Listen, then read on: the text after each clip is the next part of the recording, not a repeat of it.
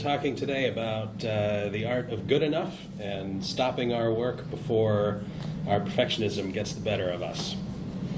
So I'm Jack Franks. I work for Breakthrough Technologies, and in cultivating these slides and figuring out how my own developer values have become ingrained in my work, I realized just how long I've been doing this. I've been doing software development for something like 35 years, professionally only since the 90s, but I've been doing this for a long time. I've only been doing Drupal since about 2012 to 2013, and what keeps me motivated out here is all of you. I love the community, I love contributing, I love being involved, I love mentoring and helping and volunteering and working with us all. I'm mostly a back-end developer. I will theme something if I need to, but when I can get everything working on the command line, that's my favorite thing. Maintaining and contributing modules. So Breakthrough, this is where I work. We're a great firm. We've been around since 1998. We do a lot of open source stuff, a lot in the education and assessment space, and they've really been able to do some good deep dive into some heavy-duty Drupal stuff, and I have a great time there, and we're really smart. So what we do here isn't really developing code.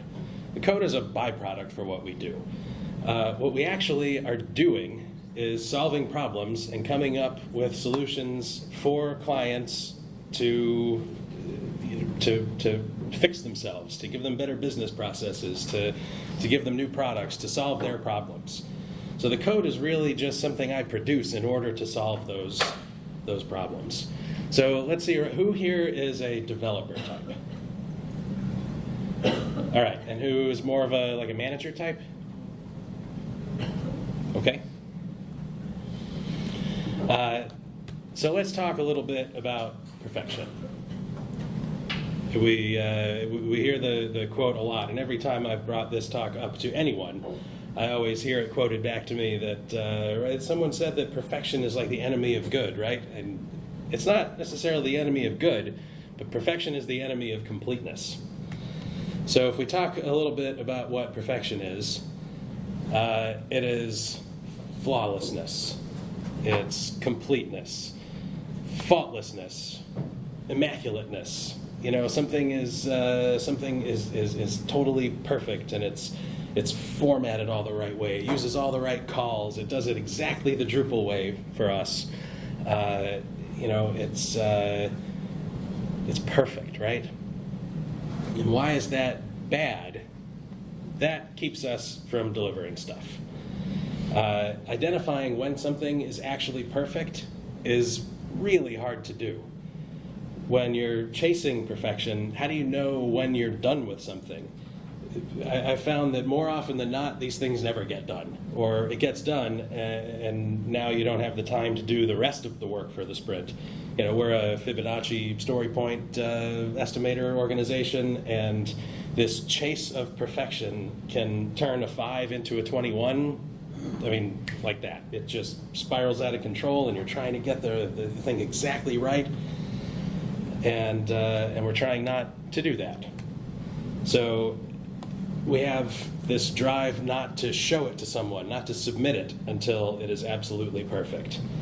And we spend so much of our time and budget on this, making things really, truly perfect, that we stop solving problems and really we're solving code.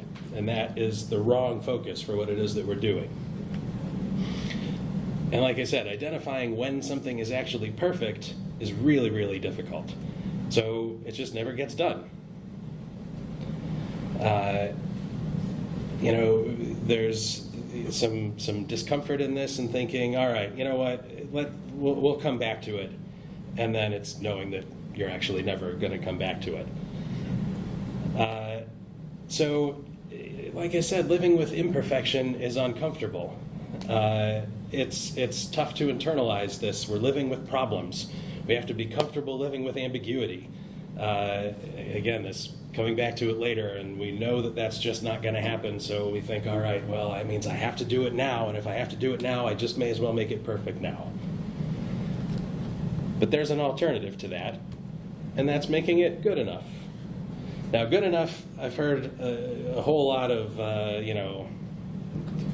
lot of snideness and a lot of more discomfort with this thought of good enough. So at first, let's just go over what good enough isn't. Good enough doesn't mean that you're delivering shoddy software, you're not delivering bugs, you're not improving, you're not cutting corners, you're not shortcutting, you're not producing bad stuff. The most important thing in here, good enough doesn't mean that you're sacrificing quality. And I read article after article after article about this, and there's a lot of people who are like, all this good enough software, these people just putting out feature after feature after feature, and they're not maintaining it, and the quality of the software is going down, and it's buggy. If it's buggy, it is not good enough. It's not a shortcut to anything. Really, this is just a measure of knowing when it's okay to consider yourself finished. So what is good enough? Good enough is when you have solved your particular problem such that it measures up with all of your core values. It means that you're focusing on productive things, valuable things, things that are benefiting your project and your client, and it means not spending time on things that don't. So let's talk about knowing when you're done and identifying these values. So knowing when you're done. How many of us here have been in a meeting more than half an hour long, or a meeting that's required a continuation to discuss what the meaning of done is? And how many of you have repeated that on every project, even with the same team? Yes. So we all know what done means then, right? We have a good concrete definition of it, right? No. And it's mysterious. It's enigmatic. It means something different to everyone. It means something different to every team, and it means something different to every person on every team. But I'm going to maintain that good enough is when your problem is solved and your values are okay such that you can approve it. So let's talk about values. A value is something that is important to you, important to your team. And remember, it doesn't always have to be the same as everyone else's that you work with, because we're all working on different stuff. We all have different approaches. It's nice when they're more or less in sync so that we know we're not on totally separate work streams. But they don't have to be identical. They guide how you work, and they are not static. They're very fluid. They can change depending on your project, on your role in the team. As you change technologies, as you change types of projects, these values will change. And they're fluid. They're flexible. They're more guidelines than rules. So values. If we think about them more like directions on a map rather than destinations, that's probably close to how we want to think of them. It's something that you strive for and you might not even reach because sometimes it's hard to quantify.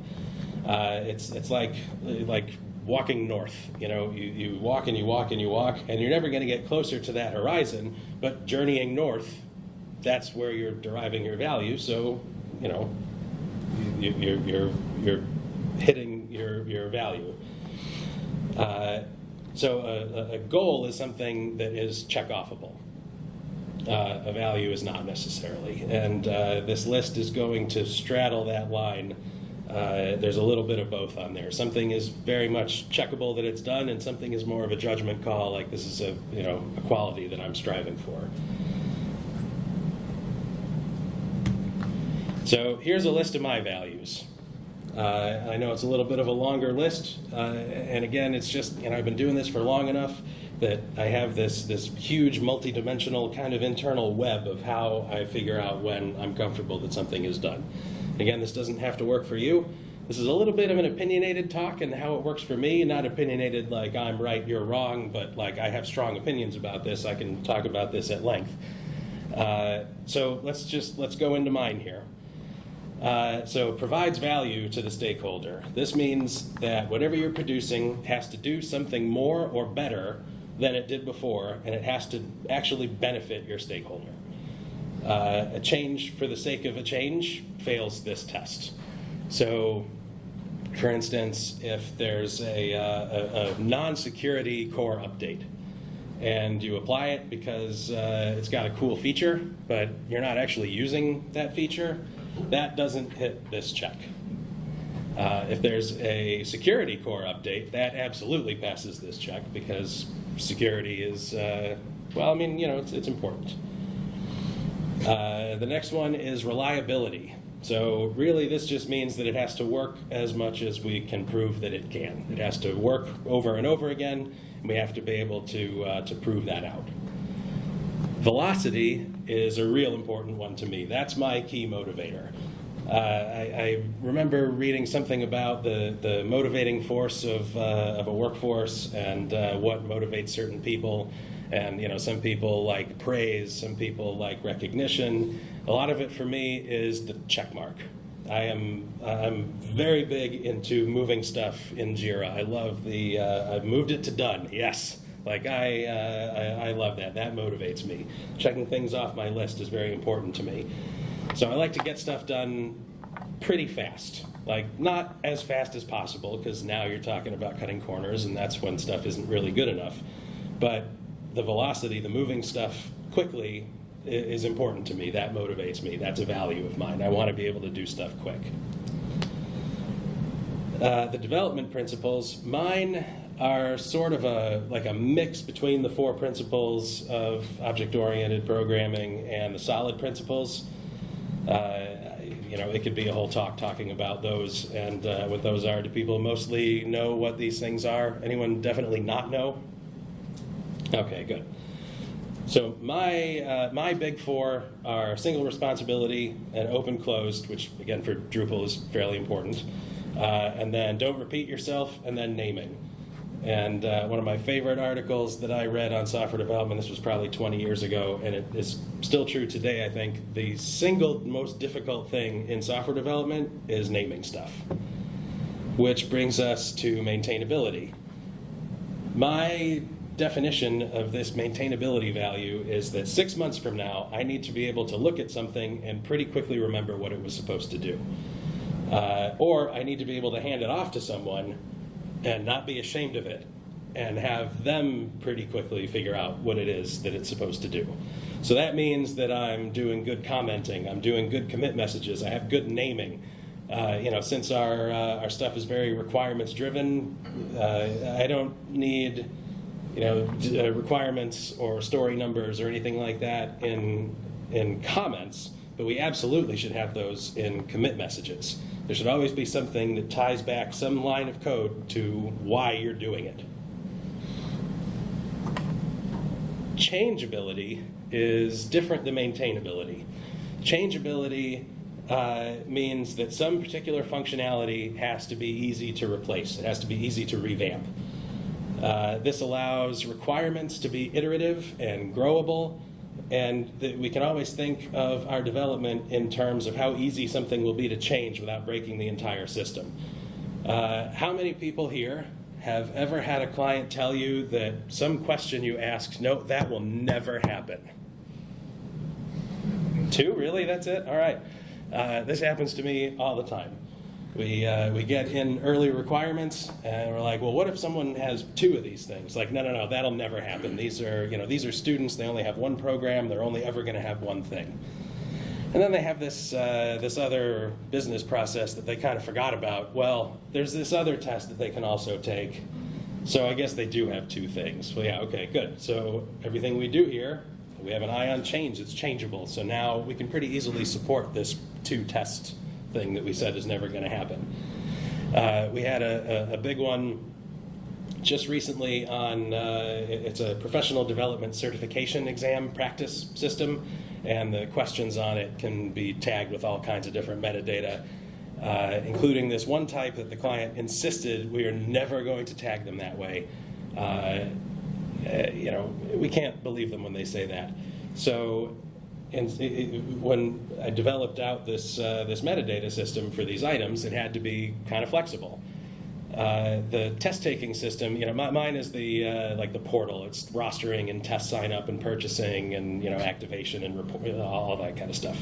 I don't do the actual test delivery or test authoring. And on the test delivery and authoring side, implementing that extra metadata was a monumental task. It was weeks worth of work. Whereas, my stuff, it was pretty comfortable that when we implemented this thing that we know how to change it, and we did. We finished this whole thing in 4 days, and it was a big change. But we could do it without destroying the entire architecture of the system because we had an eye towards changeability.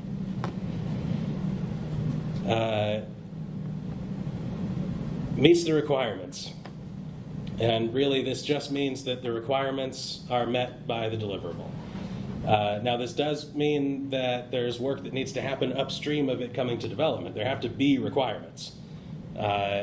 So some requirement has to be proven, and that requirement has to add value to a project.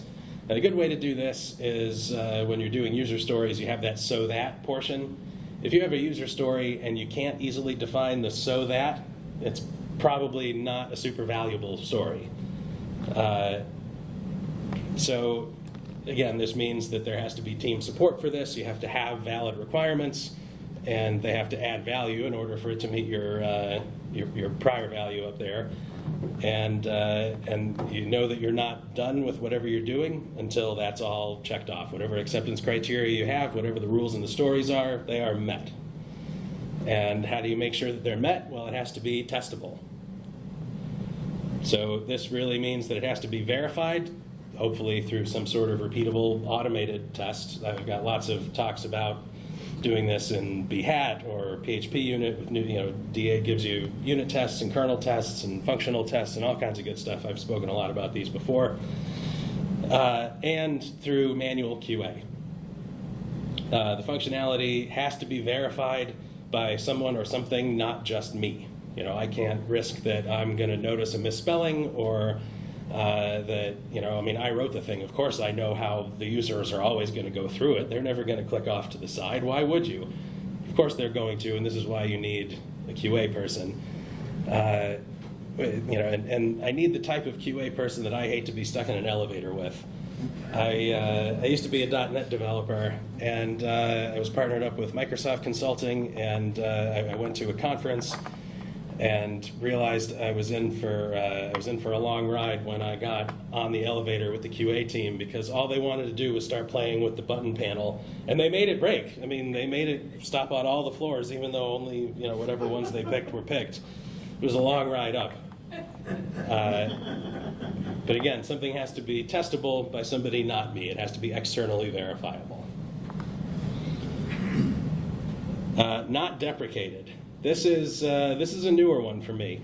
As we move forward towards Drupal 9, this is becoming more and more important. Some of my contrib stuff, like at MidCamp, was the Drupal 9 preparation stuff, and that's making sure that all the deprecated calls are being taken out. Because we know that Drupal 8 to 9 is more that than anything big and architectural, like every other version upgrade of Drupal. So if I am writing some custom code and it's a deprecated call, that doesn't pass my test. There's no reason for me to have done that, because now I'm fresh, the code is here. It's going to take 35 seconds to replace that call, because they're mostly nicely documented when you just option click on the thing, and no deprecated calls. So it's an offshoot of maintainability, but it's easy enough to check and enforce on its own that it became its own thing in my mind, in my list. Passes a code inspection, and this again is very related to maintainability. This could be a code review, which I am so in favor of, but is so difficult for me. Most of my projects, I'm an army of one, and I just don't have a team to do a code review. So I rely a lot on Code Sniffer and whatever other inspectors I decide to use. And this is a little bit of a judgment call. Some of these are okay to violate. Like I still haven't spent the time to set PHP Storm and its rules all up so that I don't get undefined parameter code violation warnings on hook implementations, for instance. So those come back yellow all the time. Those are okay. I'm not going to worry when Drupal says that I'm using an undefined field. Of course I'm using an undefined field. It's just, field, whatever my field is, arrow value. Yes, it's not defined. I'll ignore that. But code smell warnings, PHP error messages, I will absolutely not commit anything until those things are done. I personally don't like deploying anything with comment rule violations, whether that's PHP doc or inline comments or anything. Like the full stop warnings, the more than 80 character warnings. These are little, but I really hate it when I hand something off to someone else and some yellow appears on their screen because I could have just taken care of it. So if there's any of these little warnings, that's not good enough. It seems like that's a good corner to cut, right? But again, here we're illustrating we are not cutting corners. We're slimming down on unnecessary work while doing all of the necessary work. And for me, this one's pretty necessary. It passes QA, so not only does it have to be testable, but it has to be verified that it passes the tests. And then the last one is out of sight, out of mind. So once I deploy something, I need to not worry about it. If I deploy some new feature and I'm constantly going and checking logs, or all of a sudden I wake up at night thinking about something like, oh my God, it might break if somebody does this, or this is reliant on an external system, and what if they change versions or something? If it keeps me up at night, if I can't just deploy it and mostly forget it, and with maintainable, knowing that if I deploy it and forget it, then I'll be able to come back to it and be productive quickly. If it keeps cycling around in the back of my head, that is not out of sight, out of mind, and that is not good enough work because it's continuing to bother me. It's taking up cycles. So those are some of my values. Let's go over some of my sort of anti-values. These are not my values on the projects that I'm working on right now. Demonstrable. Something doesn't necessarily have to show something. It just has to be valuable. So, I had a task a little while ago in relation to this metadata change, where it spanned sprints because there was another system we were integrating with, and I had dependencies on them, and it was a lot of back and forth. But one of my early stories on that was to get the data schema ready so that when that stuff came available through those APIs, I could ingest it, and it was all there. Which we could test behind the scenes in QA just using the APIs, but we couldn't really demo that to the client because you start showing them table layouts and schemas, and field widths have changed. They don't. That's where they get scared of computers. They don't know any of that stuff. So it doesn't necessarily have to provide a lot of demonstration value to a client, but it has to be valuable to the project. Perfect, which is kind of the focus of the whole talk, so we'll gloss over that for now. Using the new hotness. This is a strong anti-value of mine. Use your tool. Whatever your tool is. Here, PHP, Symfony, Drupal, use your tool. Back when I was more focused as a JavaScript developer, I had to handle this with my team all the time. I made a game about it, figure out if this is a real JavaScript library or not, because there's so many of them, and most of them are so ridiculous. My teammates would find these JavaScript libraries and show them off, and we'd have like a brown bag kind of dev lunch about it. And 9 out of 10 times, I would have to vote that down because JavaScript already does whatever that library was that they're trying to do. I see this with PHP too. Just no PHP, it can do whatever most of these nonsense libraries will try to do. So use your tool. Use a library that does save you time, but don't use a new thing just because it's the new thing. This does not add value to your client. Innovative. Now, this is a touchy one with a lot of people. An approach doesn't have to be especially innovative for me to be satisfied with it. I can solve some difficult problem an old-fashioned way, and that's fine as long as it meets all the rest of my values and passes my checks, which doesn't mean don't innovate, but it does mean that don't take an unfamiliar approach when a familiar approach gets the job done and will save a lot of time and money. I like to use Behat as an example here. Again, I speak a lot about this. I've given a lot of talks about this. And the Drupal extension for Behat is one of my favorite things, and it's far from perfect, and that's okay. It's also very extendable. But there are a few things that it's supposed to just do. And we find over and over again that sometimes it just doesn't. The step is defined and maybe not well documented, and you try to use it, and it doesn't work. And eventually, you can trace that down. And now you have to go through, into the custom step definitions, and then now you have to go into the Mink step definition, and then that hits the driver definition. Okay, well that relies on something in session. You have to go all this back and forth and find out maybe there was one, esoteric little config setting that it wasn't documented that you have to fix.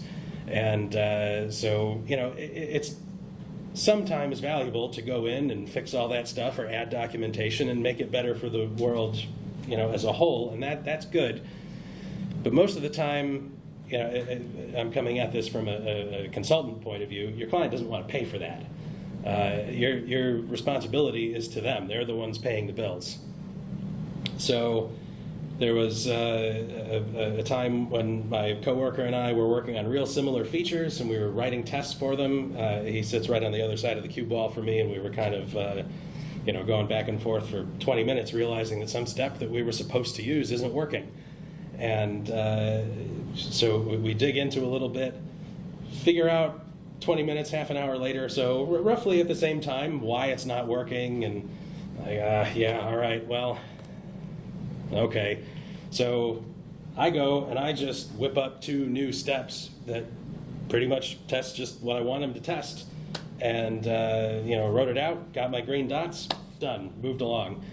He was digging into this and digging, and finally he did it, and maybe he did it the right way, but I got 7 stories done that day, and his whole day was consumed with just that one thing. So that brings me to the next one here. Workarounds are okay. Not a workaround is totally an anti-value of mine, especially maybe almost exclusively when it's a workaround for a third-party thing. Again, that's Behat. Drupal is even like that a little bit. If I need to do something and something is supposed to be able to do it and it doesn't, you could spend hours and hours digging and get it exactly right, or do a workaround. Maybe it can be done in 20 minutes, and then you can just move on to the next thing, which again, that's one of my core values, that velocity, moving on to the next thing, just getting it done. And future-proof. Another show of hands here. Does anyone know what this actually means? Has anyone developed anything that's future-proof? Okay, so that's 0 hands. Has anyone been asked to develop something future-proof? Yes, that's a lot more than 0. Again, I've been doing this for a long time, many decades, and I don't think I've ever seen anything that's especially future-proof. For a long time, we thought maybe a plug-in landline phone might be, but I mean, who even has those anymore? I don't have one. So with an eye on changeability and maintainability and not using deprecated calls, you have enough of an eye on maintaining something for the future, and something doesn't need to be future-proof. It needs to be easy to adapt. A good example of this is the super flexible data service layer that we've all been asked to write. Because what if we switch database engines? Because we know that it's only going to be as simple as swapping out an API and then everything's just going to work again, right? I have yet to see that happen either. So instead of writing this giant service layer that should be able to maybe handle it if you switch from MySQL to Oracle, it won't. Just write a data access layer that you can live with that's easy to change. And once you do that and you need to switch to Oracle, that'll be some work. Accept that that'll be some work. Because even if you've spent the 9 sprints getting this data repository layer working, there's still changes because Oracle and MySQL handle full text indexes differently, and there's stuff that you don't foresee. So future-proof is not a real thing. Don't worry about it. Mostly, again, you're focusing on getting stuff done. And right the first time. All of the development that I like to conceive of is it's iterative. It's small chunks and continuous improvement, and it doesn't have to be right the first time. It doesn't have to be completely complete the first time. We think about this from reusability and abstraction. Don't pluginize something or really abstract something unless you think you might actually have to do that. Something I saw when I was mostly a Java developer is we had all of these classes, and they really mostly hit their single responsibility principle, and that was good. But that meant that for any operation, maybe some particular requirement needs 9 different methods that do things. So that's 8 or 9 different classes, which means an interface for every one of those classes. And a base interface, even though those things don't ever get passed to each other. Don't do that unless you need to do it. Half of my servicey calls, not a service. Half of my, my other class-related calls, I don't have a base class on these things until I know, okay, now I know that I'm going to need to abstract this.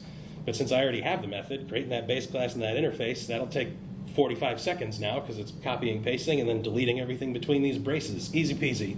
Now I can extend it and implement it and do whatever I need to do because I've already got a model to follow because it currently works. I don't have to try to make something work on top of this flexible mystery model because I didn't need to expand something. I didn't need to extend something. So we don't need to get it all perfect and right the first time. You don't want to spend time solving problems that you aren't sure that you actually have.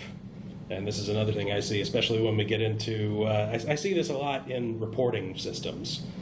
What if we need something in here and it's going to need a complicated subquery or something? And we talked about this report for 14 hours with the client. We've never talked about this feature. Let's just not worry about this. They haven't asked for it. We sort of brought up something and they didn't bite on it. Let's just forget it. This is a problem that we don't have yet. Let's not solve it.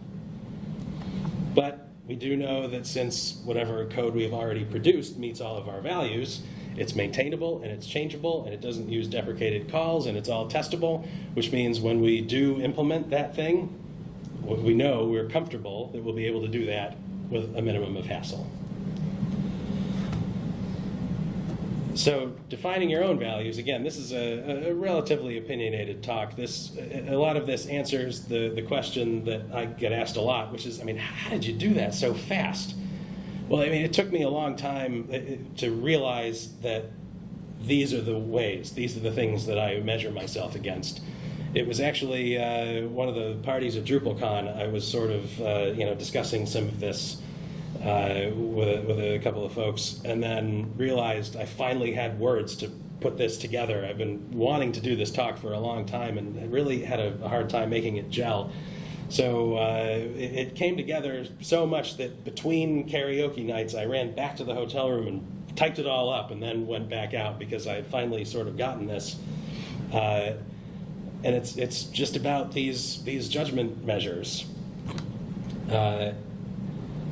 So yeah, until I opened my eyes on it, I didn't even realize I did half of this stuff. It's just such a natural part of my working, the way I work. And these work really well for the kind of work that I do and the kind of work that I like to do. And they can change depending on your own needs and your own projects. Something I did not have on here is performant.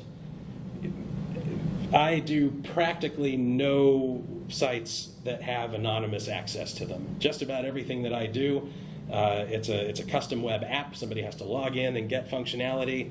So my rules on performance are a little bit different than everybody else's because you've got that golden rule of performance. If the page takes more than a second to load, they're just going to move off onto some other page. Well, I've got some real complicated scoring reports. A user takes 4 hours to take some certification exam. They will wait 10 seconds to get their results. This isn't something that it has to be lickety-split. 5 seconds would be better than 10, and 10 is better than 20, but performance isn't a core value. Unless there's a requirement for performance, I won't necessarily reject some iteration of development because it's too slow. Because for my particular application, it doesn't super matter. For other types of systems, those can be different. Like a certain level of design and fanciness. For your agency's site, that's important. Prove to the world that you know how to develop a cool, fast, neat-looking site, and that you understand all this stuff. For this test-taking portal, these are a lot of college students who are focusing on medical stuff, and they're not real techie. They just need to be able to find their stuff and get to their tests. So it doesn't need to be flashy. It doesn't need to be visually impressive. For like a nonprofit accreditation management system, you don't need to worry about that kind of flash because the audience needs the system and they know they need to get through their checklists, and then that's kind of all we need to do. They don't have this option of just finding another site. They're here for a reason. So I don't need to care about that. Or real sophisticated logging. This is a test-taking system. We know what we need to log, and that's what we do. We meet our requirement that way, and that's it. I've also worked on real-time trading systems, medical systems, other financial stuff, where you really want to log everything that a user does because there's lives or money or whatever at stake. And that's important. Again, for these handful of applications I'm working on now, we log the important stuff. I don't need super logging. I won't reject an iteration because of that.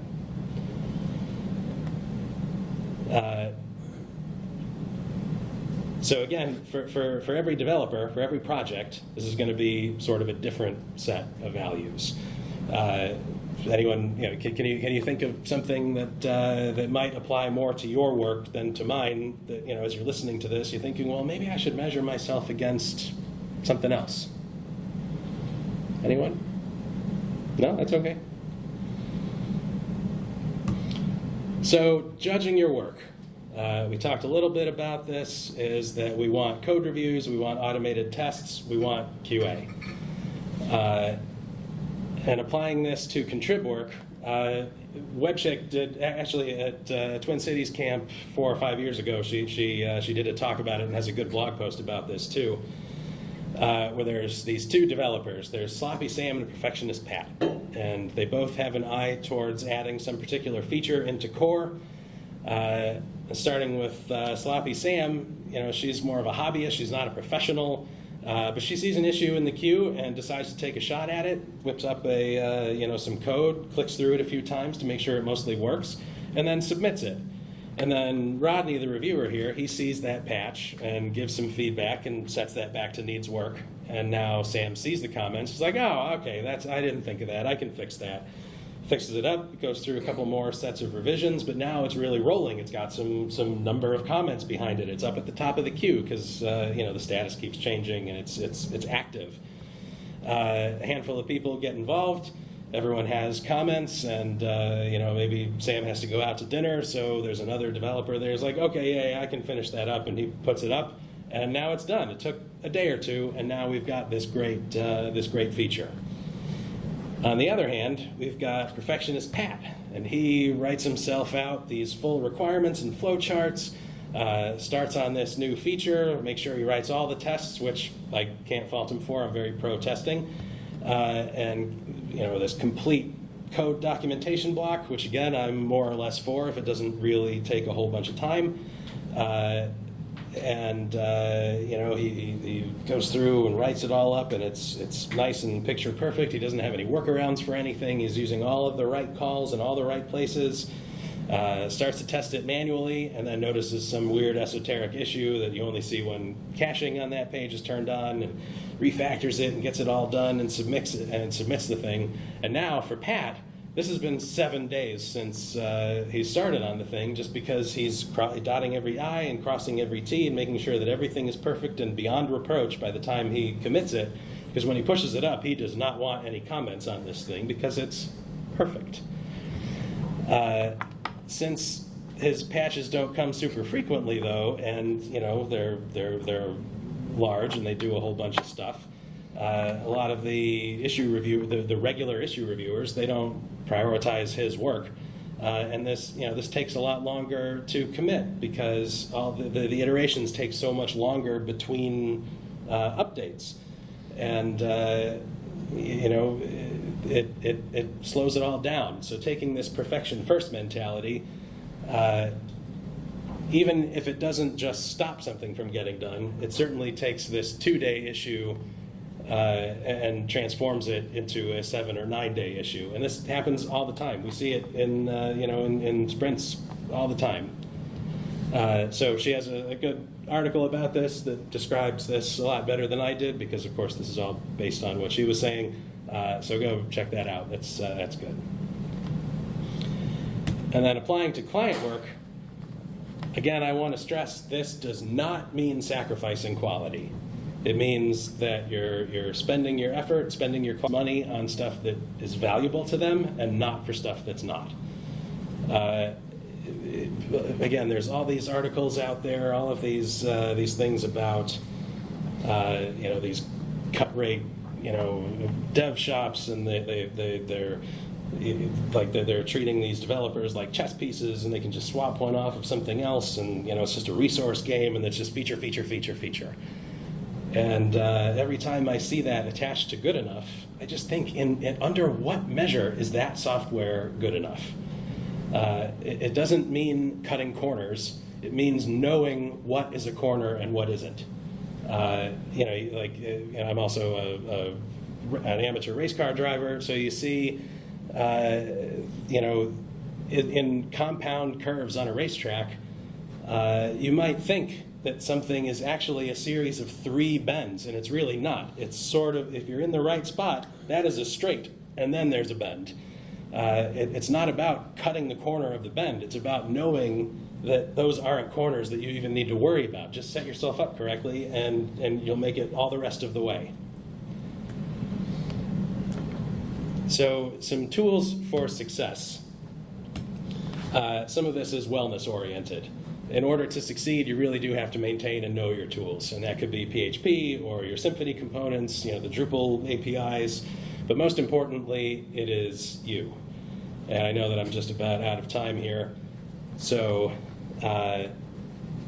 really it's know your language, know your platform, learn as much about what Drupal can do, and but it's iterative.